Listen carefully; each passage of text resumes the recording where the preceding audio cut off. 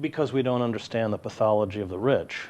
We've been saturated with cultural images and a kind of cultural deification of wealth and those who have wealth. We are being, they present people of immense wealth as somehow leaders, oracles even. And we don't grasp internally what it is an oligarchic class is finally about, or how venal and morally bankrupt they are. We need to recover the language of class warfare to grasp what is happening to us.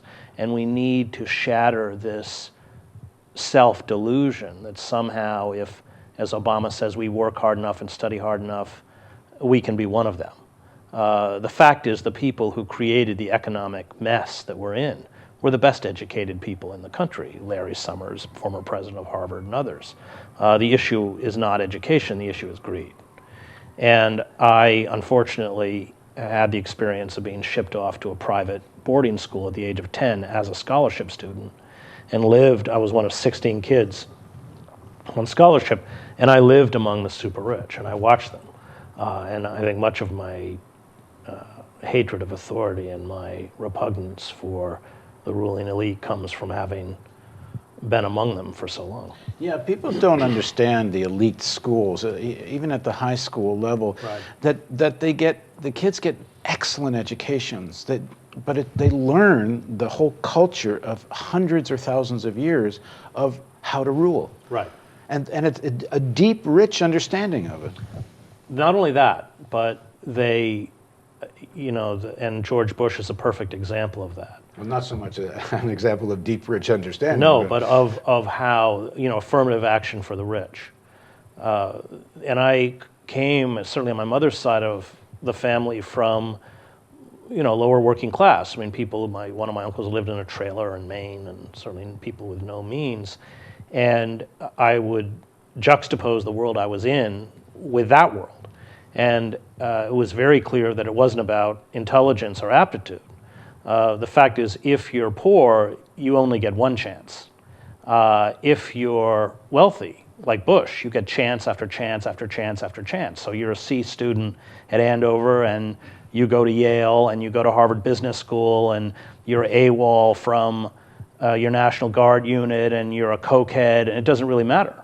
You don't even really have a job till you're 40, and you become president of the United States. So that was what was particularly insidious, how those small, tight, elite, oligarchic circles perpetuated themselves and promoted mediocrity, because many of these people, like Bush, are very mediocre human beings, at the expense of the rest of us, and how with money they game the system. And of course now we live in an oligarchic state where we've been rendered utterly powerless.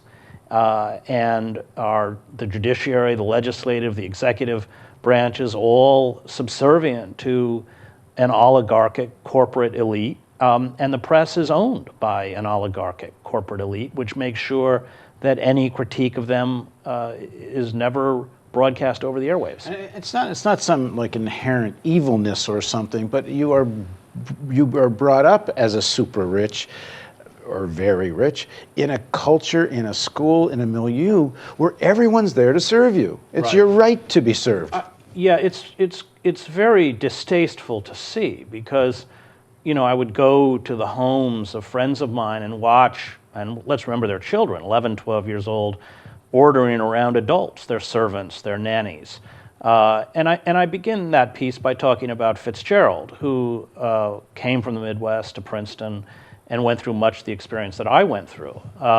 And that apocryphal exchange, which didn't take place, but it does represent the difference between Hemingway and Fitzgerald, where Fitzgerald at one point had written, but the story is that he said the rich aren't like you and I, and Hemingway is supposed to have quipped, yes, they have more money. Well, Hemingway, like on many things, was wrong. The rich are different, because when you have that much money, then human beings become disposable. Even friends and family become disposable and are replaced. And when the rich take absolute power, then the citizens become disposable. which is in essence what's happened. There is a very callous indifference. I mean, these people, and C. Wright Mills wrote about this in the power elite, they're utterly cut off. I mean, the only people they ever meet who are members of the working class are people who work for them. They're gardeners or they're chauffeurs. They live in self-encased bubbles. They have no real contact with reality. I mean, they don't even fly on commercial airlines, and yet they have absolute power. Now, that becomes very dangerous politically because they're so out of touch. And they are able to retreat into their enclaves in the same way that you saw in France under Louis XVI, people retreating into Versailles, or the end of the Chinese dynasty when everybody went to the Forbidden City. He's après moi le déluge, is he not? Yeah. And that's, I think, so that they will extract more and more and more because they have no self-imposed limits without understanding the economic, political, and social consequences of what they're doing. So we have a popular uprising through the Occupy movement where people pour into public spaces to express legitimate grievances. Student debt, the next bubble to go down, $1 trillion in debt, which we now saw, courtesy of our Congress, debt rates will, interest rates will actually go up in a couple years. I mean, more than if they'd just taken it from a bank. It's insane. And meanwhile, the Federal Reserve is buying $85 billion a month worth of junk bonds and giving money at virtually 0% interest to Goldman Sachs. I mean, it's insane. The failure to address the mortgage and foreclosure crisis, the failure to address the chronic unemployment, underemployment, which, I mean, half of the country now lives in poverty, including the working poor, or near poverty. And what is the response? The response is to physically shut down the encampments, suspend unemployment benefits, cut food stamps, close things like Head Start. It's crazy. And that's what happens when you have an elite that is that unplugged, which our elite is. So they will push and push and push myopically out of ignorance until something erupts, and that's exactly where we're headed. It's interesting. There are some children of some of the super rich, and I think Occupy had something to do with it, who kind of woken up a bit to the situation and don't want to repeat the pattern of their parents, get some of the insanity of it. I don't know if they're children of the super rich. I think that Occupy had a lot of children of the middle class. No, I don't mean the majority of Occupy. Oh. But I actually know who some of these people are. Well. And it's interesting that they're children of very, very wealthy people, and they have decided that there needs to be more to life than repeating this, living in this bubble. Well, they may be out there, but I don't think they're a majority. They're a very tiny minority. Most of them get sucked right into that cult of the self, which the super rich manage to perpetuate at a rather nauseating level. We were talking off camera just before we started how we both knew Gore Vidal, and Vidal used to go on about the total immorality of the super rich. He would know.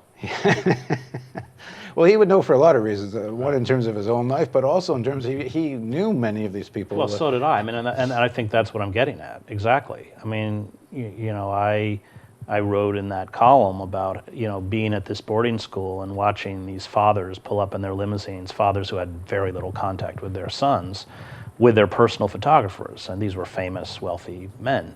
And that picture of them playing with their son, which was a total fiction, would be disseminated through the press. Amorality, hedonism, selfishness, callousness. And part of it is the total willingness to accept, for example, that ordinary people's families should send their kids off to war to defend the American way of life, which means essentially their way of life, can die for these things. It's almost a kind of racism. I mean, when the British enslaved the Irish, you don't have to be black and of color to be thought of as less than human, and that seems to be what the super rich think about most other people. Well, not just the working class. I mean, the kind of disdain for the working class and also the middle class. I mean, in some way, the way they would speak about the middle class, and in essence, coming out of the middle class. This was something that struck home to me.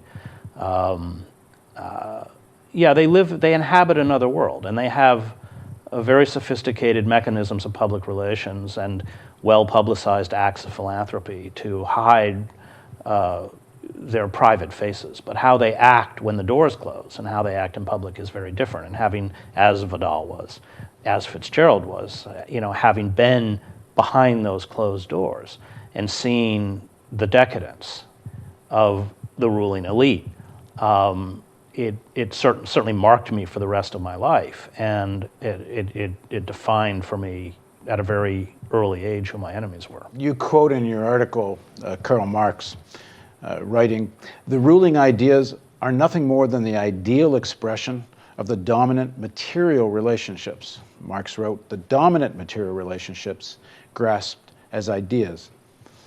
Why did that hit you? Well, because the whole notion of the free market, laissez-faire capitalism, globalization, is a very thin rationale for unmitigated greed by a tiny oligarchic elite. And they have made sure that that ideology is taught in universities across the country. And people, like especially economists, who deviate from that ideology have been pushed aside and become pariahs. And yet the driving ethos of that ideology is really to justify the hoarding of immense amounts of wealth by a very tiny percentage of, the upper ruling class. That's what it is. The whole lie of globalization, perpetuated by people who popularize it, like Tom Friedman, has already been exposed. The idea that it's going to lift all of us up and create middle class and well-compensated working class families in the third world. All of it's been exposed.